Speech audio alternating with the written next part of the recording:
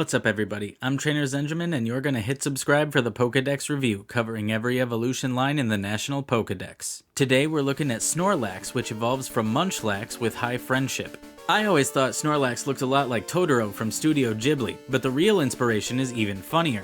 Apparently, Snorlax is based on a big-boned Game Freak employee named Koji Nishino. Even Snorlax's Japanese name, Kabigon, refers to the moldy food Nishino would eat rather than throw away. It's not super flattering, especially considering Snorlax is a 1,000-pound creature that lives only to eat and sleep. In fact, it only feels full after eating a whopping 900 pounds of food.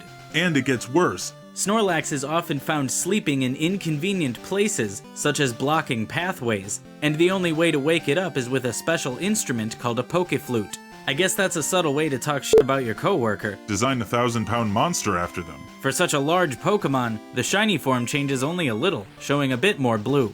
In the anime, Ash and friends meet an old man who explains the Pokeflute to them just before finding a Snorlax blocking the river that supplies water to the nearby town. After some wacky wake-up hijinks, it's the old man and the flute that do the trick, and the town's water is restored. Additionally, Ash catches his own Snorlax in the Orange Islands, which he eventually uses to ice punch Claire's Kingdra into oblivion. Moving on, May's Munchlax often employs a risky metronome strategy in the Pokemon contests of the Hoenn region, and most recently, a Gigantamax Snorlax plays a huge part in the story of Go and Scorbunny. Snorlax can play for you in the video games, and it's a pretty strong ally every time. In the Kanto and Kalos regions, it can be found sleeping in your way, but the game gives you a Pokeflute to wake up any Pokemon sleeping in battle. Just throw a few Great Balls at it and you've got yourself a big old buddy. In Sinnoh, Munchlax is actually the rarest Pokemon in the game because the Honey Tree method only grants a 1% chance of getting a Munchlax encounter once every 6 hours.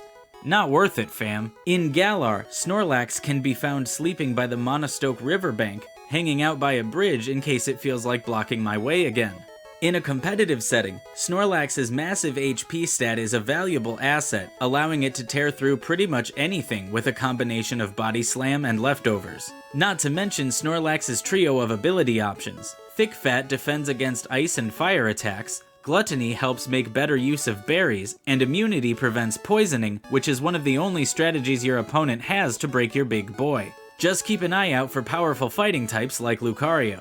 As one of the most famous and most powerful Pokemon outside legendaries, Snorlax takes up an enormous portion of the Pokemon world. And I mean the lore, not just the space. But tell me in the comments, what Snorfacts did I miss? Next time I'll be reviewing the legendary birds, so fly back for that. Until then, take it slow, bro. I'm on a master quest. I want the whole world to see. I'm gonna be the very best, 'cause all I've got to do is believe.